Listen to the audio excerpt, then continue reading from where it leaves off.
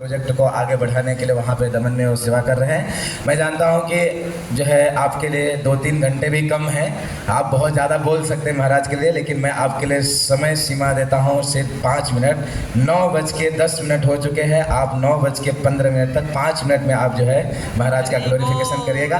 क्योंकि जो प्रीचर्स हैं तो जैसे है ना, कल मैं सबको फंसाया हुआ था ना, घंटों बोलते ही जा रहा हूँ, लेकिन तो बहुत शब्द होते हैं, बहुत कुछ बोलना होता है, लेकिन यहाँ पे समय का बहुत जो है बहुत सारे भक्त हैं। मैं कई भक्तों को स्किप कर चुका हूँ, लगभग आधे भक्तों को स्किप कर चुका हूँ। अभी महाराज के प्रवचन बाकी है, महाराज के वर्ड सुनना बाकी है, महाराज के विषय में जानना बाकी है, इसलिए सिर्फ 5 मिनट समय शुरू होता अब। हरे कृष्णा। ज्ञानांजनशलाकया ज्ञानांजनशलाकया चक्षुरुन्मीलितं येन तस्मै श्री गुरुवे नमः। परम पूज्य गोपाल कृष्ण गोस्वामी महाराज की जय। हम लोग अक्सर सुनते हैं कि राम से बढ़कर राम का दासा, भगवान से भी बढ़कर भगवान के भक्त होते हैं। उसके पीछे जो तर्क दिया जाता है वो ये है कि भगवान तो कण कण में परमात्मा रूप में निवास तो करते हैं, सभी जीवों के हृदय में परमात्मा के रूप में है, परंतु वो एक आज सुन रहा था किसी की कथा में कि वो बैठे हैं साक्षी रूप में और कुछ नहीं उनका रूप, परंतु वही परमात्मा जब प्रकट रूप धारण करके गुरु के रूप में किसी को शिष्य के रूप में स्वीकार करते हैं, तभी जाके उस व्यक्ति की आध्यात्मिक यात्रा प्रारंभ होती है। इसीलिए भगवान से भी बढ़कर भगवान के भक्तों को स्थान दिया गया है। और महाराज जी के संबंध में मेरे वैयक्तिक ऐसे तो कुछ एक्सपीरियंस नहीं है, अनुभव नहीं है, परंतु ये निर्जला एकादशी जो थी उसके द्वादशी के दिन हम दिल्ली गए थे महाराज जी का दर्शन करने के लिए। देवरी प्रभु के साथ हरिद्वार गए थे वैष्णव स्वामी महाराज जी के प्रोग्राम में, फिर वहाँ से दिल्ली गए। फिर दिल्ली गए तो ऐसे ही बाल बड़े थे और दाढ़ी वाड़ी बड़ी थी, जैसे अभी बड़ी है, इससे भी ज़्यादा दोनों की बड़ी थी हम लोगों की। तो महाराज जी छोटी छोटी बातों पे इतना ध्यान देते हैं। जैसे प्रभुपाद जी अक्सर अपने शिष्यों को कहते थे कि क्लीन शेव्ड होना चाहिए। तो महाराज जी हम दोनों को देखकर बोले, कहाँ से आ रहे हो आप लोग? प्रभु जी देवरी प्रभु बोल रहे थे कि हरिद्वार गए थे, थोड़ा समय नहीं मिला और इसके लिए शेविंग करना बाकी रह गया। बोले अभी नया चलन चल रहा है, भक्त लोग बड़े स्टाइल में रहना पसंद करते हैं, दाढ़ी वाड़ी बना के थोड़ा सा ट्रिम वगैरह करके। महाराज जी ने जोक किया।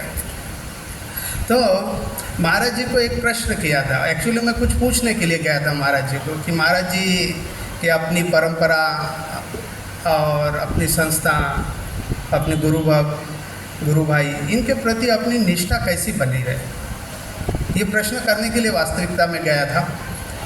तो महाराज जी कह रहे थे कि फॉलो माय इंस्ट्रक्शन, मेरी जो आज्ञा है उसको फॉलो करो और विशेष रूप से ध्यानपूर्वक जप करो। जब भी महाराज जी के सामने कोई समस्या लेकर जाता है, प्रभु जी टाइम हो तो बोल देना, जब भी समस्या लेकर जाता है तो महाराज जी समाधान के रूप में हरि नाम के जप के ऊपर फोकस करते हैं। और वास्तविकता में सबसे टफ सेवा आज तक अगर कोई साधक उपासक अपने जीवन में अनुभव करता है तो वही है हरिनाम का जप। क्योंकि देखिए कि जैसे जन्माष्टमी का प्रोग्राम हुआ, आज का प्रोग्राम हुआ, सारे भक्त लोग जो है सुबह से लेकर शाम तक सेवा में व्यस्त रहेंगे, बिल्कुल थकावट नहीं रहेगी, अच्छे से होगा। परंतु हम लोगों को 10-12 साल हो गए वैयक्तिक रूप से मुझे कि मैं नाम जप कर रहा हूँ, लेकिन आज तक एक माला ध्यानपूर्वक नहीं कर पाए। एक भी माला ध्यानपूर्वक की बस हरिनाम ले रहे हैं और केवल हरिनाम के ऊपर ध्यान है, आज भी एक भी माला नहीं हो पाती।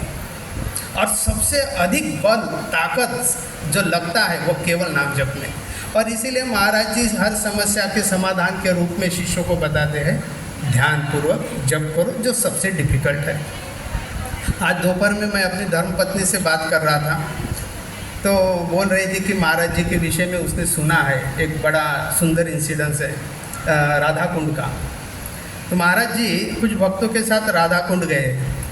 राधा कुंड जाने के बाद वहाँ पे सीढ़ियाँ हैं, 5-6 सीढ़ियाँ हैं, उतर के आचमन करना होता है। तो महाराज जी ने ऊपर से ही प्रणाम किया और वापस जाना चाहते थे।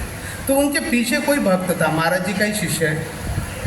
तो सोच रहे थे कि अरे महाराज जी वैसे तो बार बार आते नहीं और राधा कुंड की महिमा इतनी अपार है, और आए तो नीचे उतरे तक नहीं, आचमन तक नहीं किया। ऐसे उसके मन में आया। महाराज जी ज़्यादातर मैनेजमेंट के कामों में लगे रहते हैं, व्यस्त रहते हैं, हो सकता है ऐसे उसके मन में विचार आया कि महाराज जो है वो मैनेजमेंट में ज़्यादा लगे हैं और इन सारी बातों को अधिक महत्व नहीं देते। ये मन में विचार आया। वो उनके पीछे खड़े थे।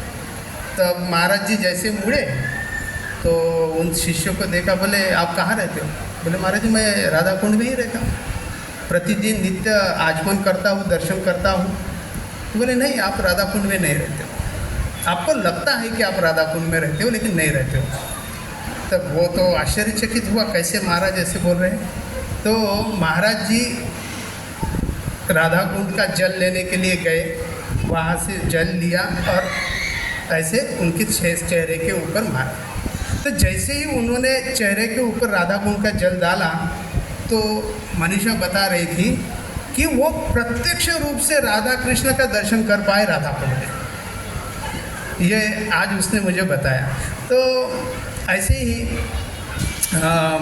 महाराज जी के बारे में बहुत सारी इंसिडेंसेस है जो भक्त लोग आपको बताएंगे। इसके पहले भी आपने सुनाया, और भक्तों के गुणगान तो अनंत है।